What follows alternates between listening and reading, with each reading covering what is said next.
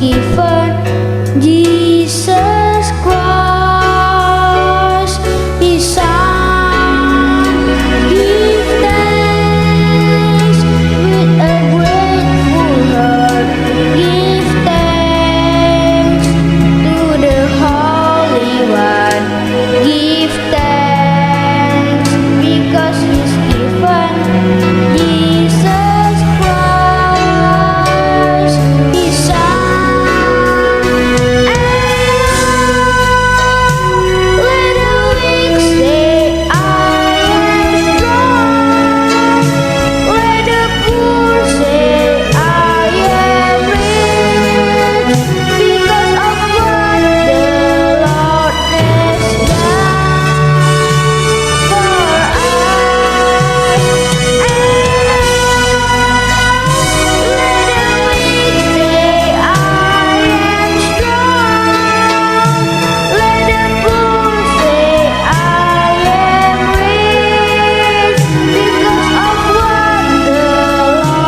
has done for us. Puji Tuhan, saudara-saudara yang Tuhan Yesus kasihi, berjumpa kembali dengan saya dalam khotbah online GPC Anugerah Bermazmur 26 September 2021. Mari kita berdoa dan meminta kasih karunia Tuhan boleh memberikan kepada kita penerangan, memberikan kepada kita pengertian, pemahaman akan firman-Nya yang akan kita dengar hari ini. Tuhan Yesus, kami bersyukur, berterima kasih untuk anugerah yang Tuhan sudah berikan dalam hidup kami. Terima kasih untuk pemeliharaan yang sempurna sehingga sampai hari ini Tuhan, kami masih tetap eksis, kami masih hidup, kami masih bisa menikmati apa yang ada di sekitar kami, dan semua ini adalah anugerah Tuhan. Kami mau mengucapkan syukur untuk itu. Namun Tuhan, kami sadar ada sesuatu yang sangat perlu, sesuatu yang sangat penting dalam hidup kami, yakni firman-Mu yang dapat mengisi hati kami dan memberikan kepada kami terang cahaya di dalam dunia yang gelap ini, sehingga kami bisa terus berjalan sampai pada saatnya kami boleh masuk di dalam kemuliaan-Mu. Oleh sebab itu Tuhan, sucikan dan kuduskan kami dengan darah-Mu Yesus. Layakkan kami, pantaskan kami untuk mendengarkan pemberitaan firman-Mu pada saat hari ini. Dan kami percaya Tuhan akan bukakan, singkapkan semuanya, segala sesuatunya, dan kami boleh diberkati. Terpuji nama-Mu hari ini sampai selamanya. Di dalam nama Tuhan Yesus Kristus. Amin. Saudara-saudara, saya percaya kasih dan anugerah Tuhan tetap dan akan senantiasa bersama-sama dengan saudara dimanapun saudara berada. Saudara tetap sehat, kuat, dilimpahi oleh kasih karunia Tuhan. Hari ini saya mau sampaikan tema firman Tuhan, yaitu berakar, beriman, dan bersyukur. Tentu saja di dalam hidup, saya yakin ada banyak dari antara kita yang saat ini sedang mendengarkan firman Tuhan mengalami kelemahan-kelemahan dan kekurangan di dalam diri. Ada banyak orang sedang mengalami kekhawatiran dalam hidup karena kelemahan-kelemahan dan kekurangan itu. Kalau dijabarkan, diuraikan, tentu saja itu menjadi begitu sangat banyak. Saudara-saudara, seringkali kekurangan dan kelemahan itu membuat hidup menjadi tidak kuat, menjadi hidup tidak lagi percaya diri, membuat hidup menjadi drop dan down. Karena kita seringkali melihat orang lain lebih, orang lain kuat, orang lain bisa, kita tidak mampu. Dan hari ini kita akan belajar bagaimana ternyata Tuhan izinkan banyak hal terjadi di dalam hidup ini supaya kita dapat berakar di dalam Dia, beriman dan bersyukur. Bersyukur adalah sangat penting karena bersyukur itu adalah kekuatan Allah untuk membuat kita tetap kuat. Saudara-saudara, kadang-kadang saya juga bingung, saya harus khotbah apa, tema apa. Dan seakan saya kehabisan informasi dan kata-kata untuk disampaikan. Kadang saya berpikir mungkin berkhotbah bukanlah panggilan hidup saya. Tetapi saudara-saudara, sampai hari ini saya masih tetap berkhotbah, saya masih tetap melayani, dan saya bahagia. Saudara-saudara, saya sangat bersyukur karena melalui semua yang saya jalani dalam hidup ini, saya melihat kekurangan diri saya, sekaligus saya melihat kasih karunia Tuhan berjalan bersama-sama dalam hidup saya. Waktu demi waktu menunjukkan adanya Tuhan yang menyertai dan campur tangan atas kehidupan saya yang senantiasa jatuh di dalam perasaan-perasaan tidak mampu, perasaan-perasaan tidak bisa. Dan itu tentu saja bukan cuma di dalam hal berkhotbah, tetapi dalam banyak hal, bahkan mungkin dalam segala sesuatu. Saudara, kondisi-kondisi yang memberi alasan untuk menjadi cemas, khawatir, takut atas ketidakmampuan diri dalam menghadapi segala hal yang terlihat sukar, pada akhirnya terbukti bahwa itu bisa teratasi oleh karena kekuatan, oleh karena pertolongan Tuhan. Semuanya bisa terlewati, dan itu luar biasa buat saya. Pengalaman hidup bersama Tuhan itulah yang membuat saya yakin bahwa Tuhan itu ada, hadir, dan Dia baik. Dalam segala sesuatu bersamanya membuat saya semakin terikat, percaya, dan tentu saja bersyukur. Bagaimana dengan saudara? Apakah saudara sedang terombang-ambing seperti di tengah lautan yang sepi? Tidak ada siapa-siapa di sana, hanya ada gelombang yang naik turun, yang sewaktu-waktu bisa menenggelamkan Anda dan membunuh Anda. Apakah itu yang sedang saudara rasakan?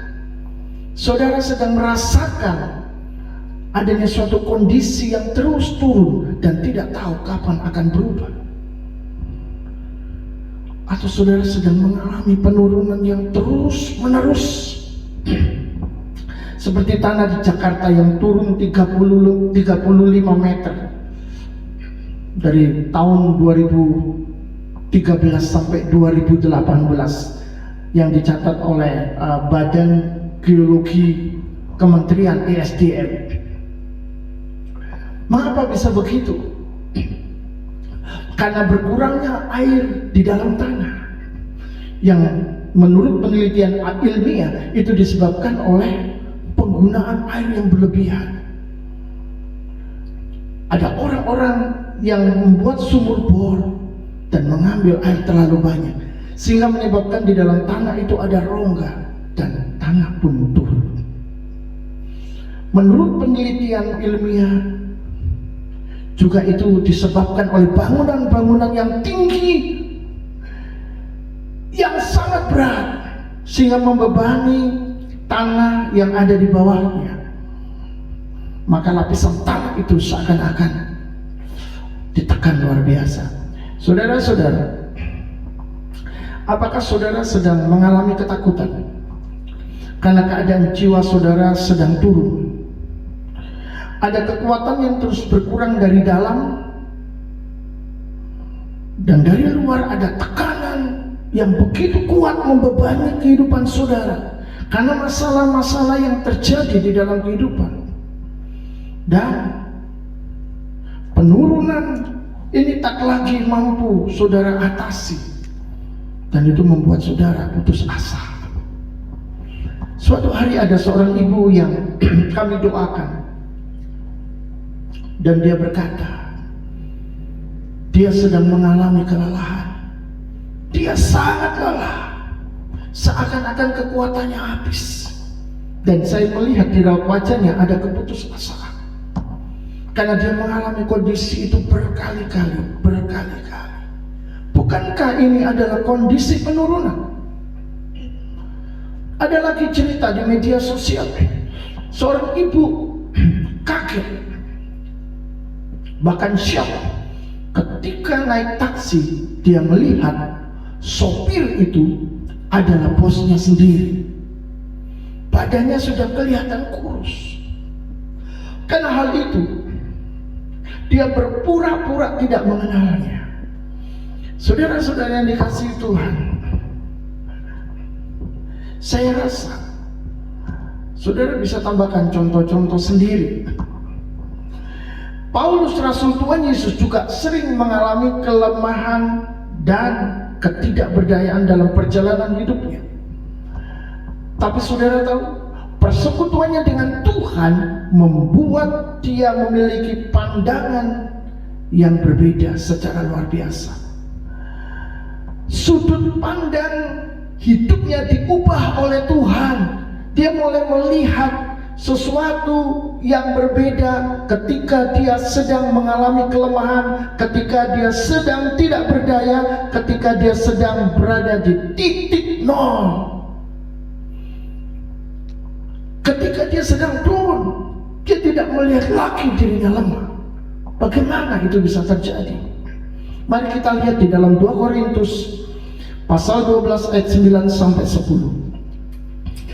Tetapi jawab Tuhan kepadaku, cukuplah kasih karuniaku bagimu, sebab justru dalam kelemahanlah kuasaku menjadi sempurna.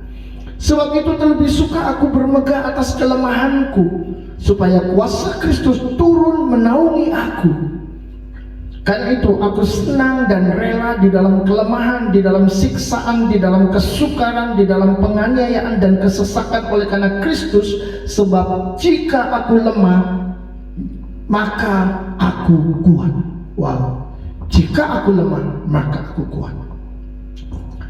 Saudara-saudara, Paulus mendapatkan timbangan terbalik ketika dia memperoleh pengajaran dari Tuhan melalui pengalaman hidupnya bersama dengan Yesus. Dia mulai melihat bahwa semakin ringan dirinya di dalam sebuah timbangan, maka semakin besar pula kekuatan Kristus di dalam kehidupannya. Semakin dia lemah dan tidak berdaya, Yesus mendapat lebih banyak ruang di dalam kehidupannya untuk berkarya dan menyatakan kuasa serta kemuliaannya. Jadi jika dia lemah, maka dia akan menjadi lebih kuat karena kekuatan yang bersamanya, karena Yesus yang bersamanya yang besar dan berkuasa itu mengambil alih seluruh kelemahannya dan mengerjakan segala sesuatu dengan kekuatannya. Dan ini adalah sesuatu pandangan yang luar biasa. Ada paradigma yang berubah di dalam kehidupan Paulus. Pesan firman Tuhan adalah, jangan takut di dalam kelemahan, karena justru disitulah kuasaku menjadi sempurna. Jangan takut di dalam kelemahan, karena di situ kuasa Tuhan akan dinyatakan di dalam kehidupan kita. Sehingga kita tidak bersandar pada diri kita sendiri lagi, tetapi kita membiarkan Kristus, membiarkan Tuhan yang bekerja melalui dan atas lewat hidup kita. Dan itu adalah kekuatan yang besar, karena bukan kekuatan manusia lagi, tetapi kekuatan ilahi, kekuatan Tuhan. Saudara-saudara, mengandalkan kekuatan sendiri, kemampuan pribadi, menganggap diri cerdas, itu bisa membuat kita jatuh di dalam dosa kesombongan. Dan saudara tahu, jika seseorang hidup di dalam dosa kesombongan, maka Tuhan tidak berkenan kepadanya, bahkan Tuhan melawan, menentang dia. Itu sebab Tuhan seringkali membiarkan umatnya di dalam ketidakberdayaan. Tuhan membiarkan umatnya mengalami penurunan hidup yang bahkan kadang tidak ada harapan untuk mengalami perubahan, sehingga benar-benar itu penuh dengan ketakutan luar biasa. Bagaimana ini? Kalau saya berikan contoh, itu seperti orang yang sedang dikejar debt collector. utangnya banyak, tapi dia nggak tahu jalan bagaimana menyelesaikannya. Karena dia juga bukan seorang pengusaha yang sukses, dia hanya pekerja biasa. Bahkan dia hutang itu pun karena memang dia membutuhkan uang, tapi dia tidak pernah berpikir membayarnya bagaimana. Saudara-saudara, keadaan seperti itu bisa membuat orang benar-benar ketakutan. Dan betapa banyak orang mengalami penurunan hidup di mana dia melihat tidak ada harapan untuk adanya perubahan kondisi. Tetapi justru di sanalah banyak orang mulai belajar mengandalkan Tuhan, betul? Dan justru di dalam keadaan seperti itu hidupnya malah diberkati. Mengapa? Karena firman Tuhan berkata, diberkatilah orang yang mengandalkan Tuhan dan bukan mengandalkan kekuatannya sendiri. Kondisi-kondisi seperti itulah, kalau Anda tetap bertekun di dalam Tuhan, akan membuat Anda semakin berakar dan beriman. Mari kita lihat di dalam surat 2 Korintus 13 ayat 4. Karena sekalipun ia telah disalibkan oleh karena kelemahan, namun ia hidup karena kuasa Allah. Memang kami adalah lemah di dalam Dia, di dalam Yesus, tapi kami akan hidup bersama-sama dengan Dia untuk kamu karena kuasa Allah. Dasar Paulus untuk menjadi kuat adalah teladan Yesus. Sekali lagi, dasar Paulus untuk menjadi kuat adalah teladan Yesus. Dia melihat Yesus, dia meneladani Yesus, dan dia tahu disitulah rahasia untuk menjadi kuat.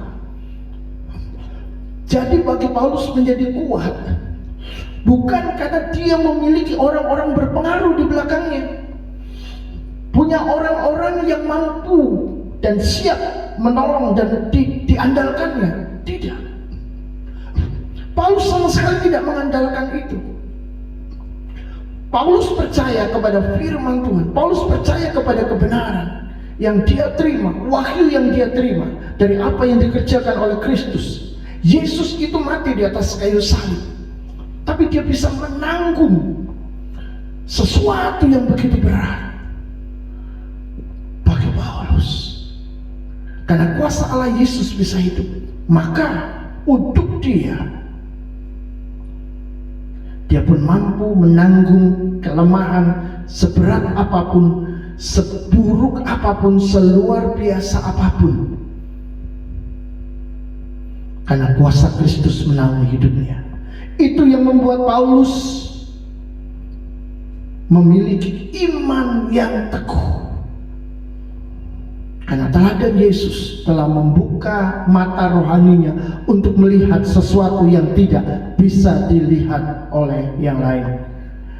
Di dalam 2 Korintus 13 ayat yang kelima dikatakan, ujilah dirimu sendiri, apakah kamu tetap tegak di dalam iman?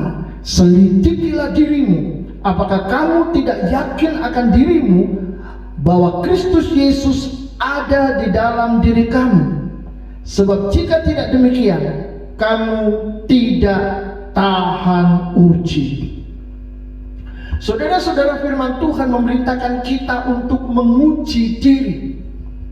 Kita seringkali melihat kekurangan orang lain, menyalahkan orang lain, bahkan ada yang menggunakan firman Tuhan untuk menghakimi orang lain.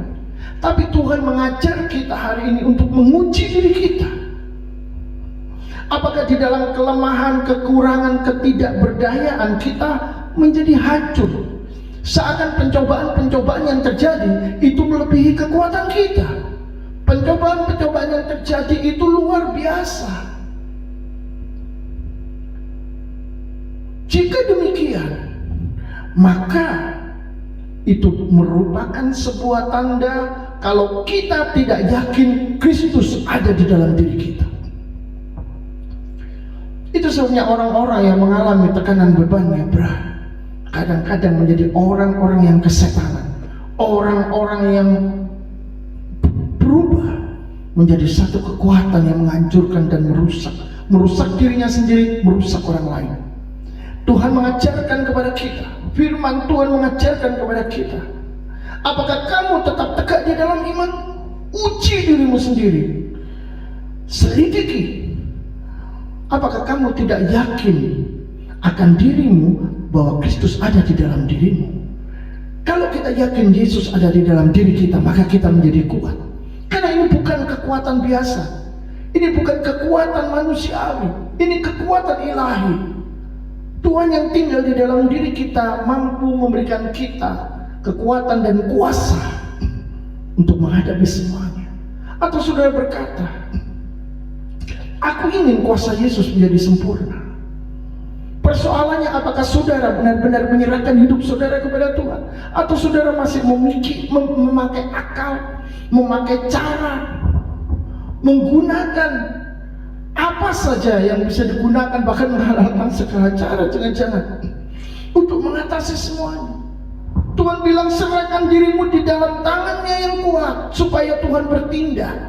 Tapi kan ini tidak mudah. Ternyata ngomong, berbicara itu mudah, tapi ketika kita ingin praktek untuk membiarkan diri kita menjadi 0 dan Kristus menjadi 100 di dalam hidup kita, itu bukan sesuatu yang mudah. Tetapi firman Tuhan mengajarkan kepada kita, kalau Tuhan diberikan tempat, ruang yang besar, maka Dia akan mengambil alih dan kita akan melihat kemuliaannya. Jadi saudara-saudara, kita semua dipanggil untuk berakar. Bukan cuma sekedar menjadi Kristen, bukan cuma sekedar bergereja atau beragama. Kita semua dipanggil untuk beriman, bukan sekedar berkata percaya. Inilah yang harus kita sadari. Mari kita lihat ayat selanjutnya, 2 Korintus 13 ayat 9. Sebab kami bersuka cita apabila kami lemah dan kamu kuat, kata Paulus mewakili para rasul. Dan inilah yang kami doakan, yaitu supaya kamu menjadi sempurna. Saudara-saudara, sukacita di dalam kelemahan adalah manifestasi dari rasa bersyukur. Paulus bersyukur ketika dia lemah. Itu menunjukkan dia adalah seorang yang sangat kuat. Memang tidak ada kata sebab kami bersyukur dalam 2 Korintus 13 ayat 9. Paulus berkata, sebab kami bersuka cita apabila kami lemah, kamu kuat. Dan kamu kuat. Sukacita Paulus itu menunjukkan dia bersyukur, menunjukkan dia adalah seorang yang bersyukur karena Tuhan menaungi dia, sehingga di dalam kelemahan dia menjadi kuat.